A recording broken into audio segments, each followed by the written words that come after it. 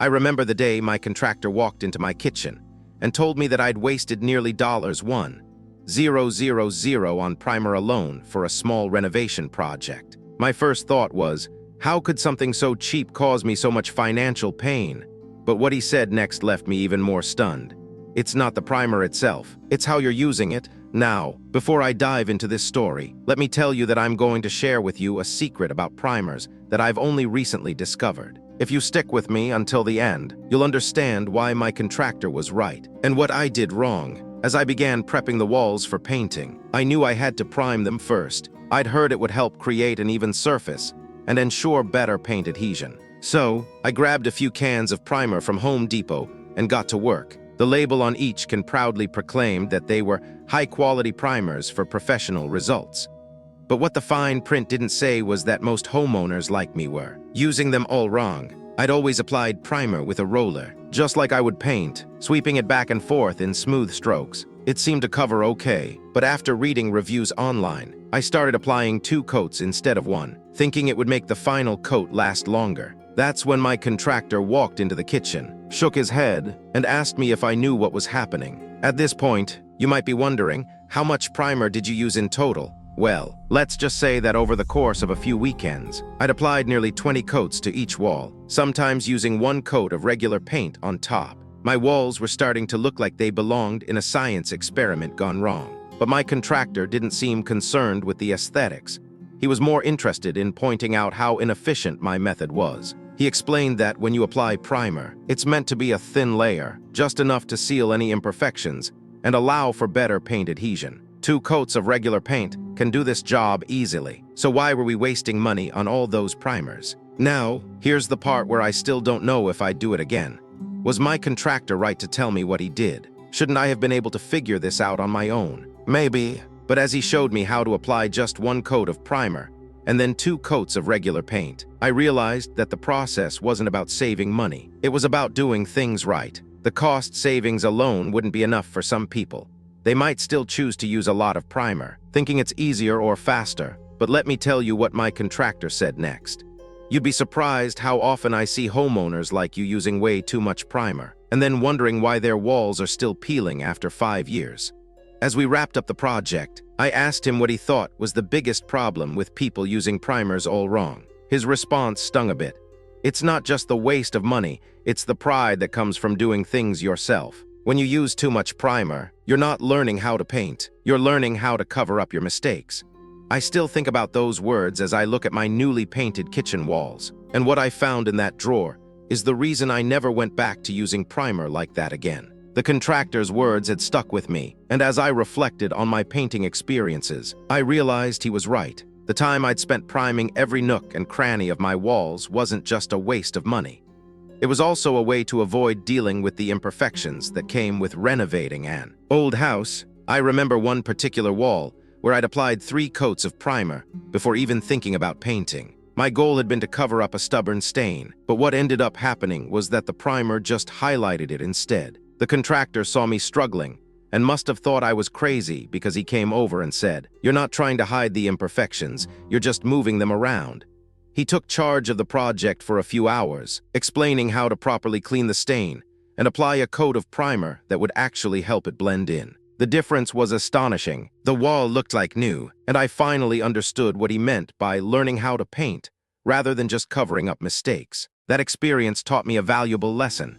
When you're working with old or damaged surfaces, primer can be more of a hindrance than a help. If you use too much of it, you'll never develop the skills needed to tackle imperfections directly. It's a subtle distinction, but one that makes all the difference between a beautiful finish and a mediocre one. As I continued to learn from my contractor, I began to notice another problem with people using primers wrong. They often don't understand how it interacts with their paint. A lot of homeowners assume primer is just a catch-all for any surface, but in reality, different types of primer work better on certain surfaces than others. For example, if you're painting over dark colors or bold patterns, you'll need to use a primer specifically designed to block those colors from bleeding through. But if you're working with a plain white wall, a basic primer might be all you need, unless, that is, your walls are made of a material that requires a specialized primer. I saw this firsthand when my contractor had to redo the trim in my kitchen because the wrong type of primer was used on it.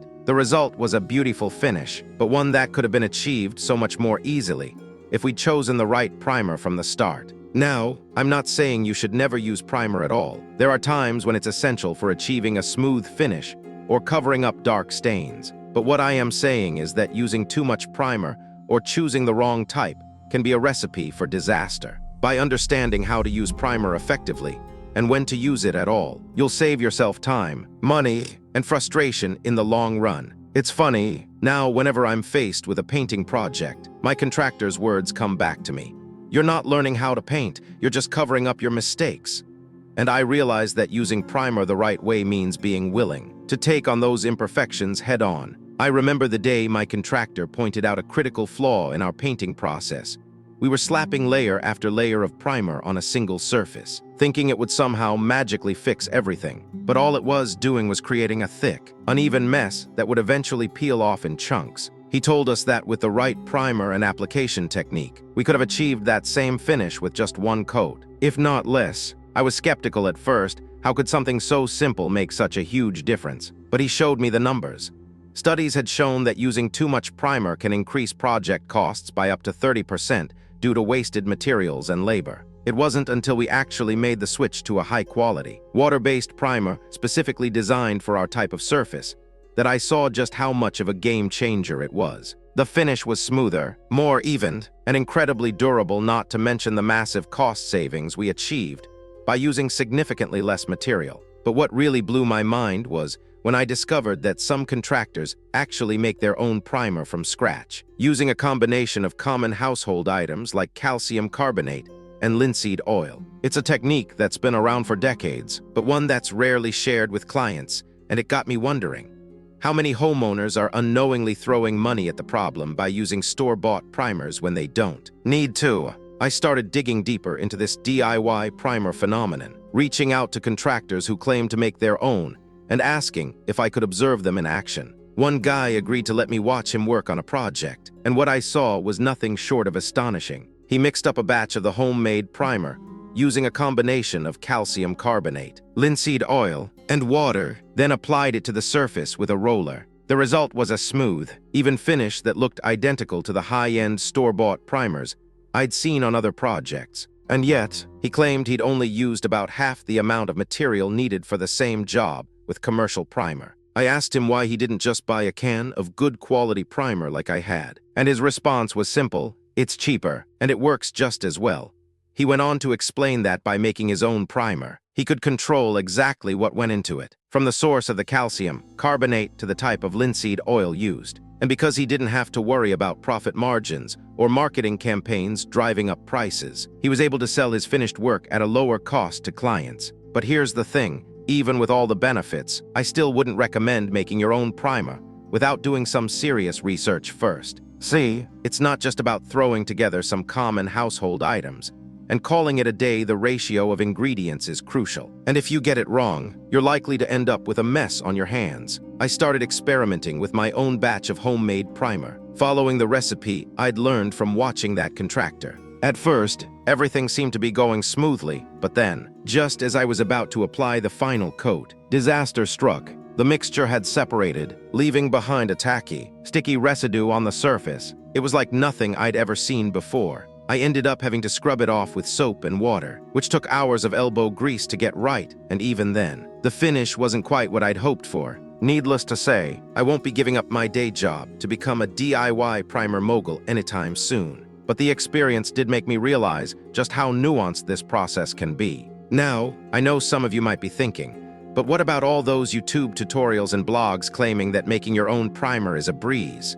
Well, let me tell you, most of them are right, but only because they're skipping over the part where things inevitably go wrong. And don't even get me started on the so-called experts who claim to have figured out the perfect recipe. The truth is, making your own primer can be a great way to save money and achieve a superior finish, but it's not for the faint of heart. You need to be willing to put in the time and effort to research, experiment, and troubleshoot, all while keeping a level head and a healthy dose of skepticism. As I finished writing this post, I couldn't help but wonder, how many homeowners are unwittingly throwing money at the problem by using store-bought primers when they don't need to? And what would happen if everyone knew about the DIY primer revolution that's been quietly spreading across social media platforms?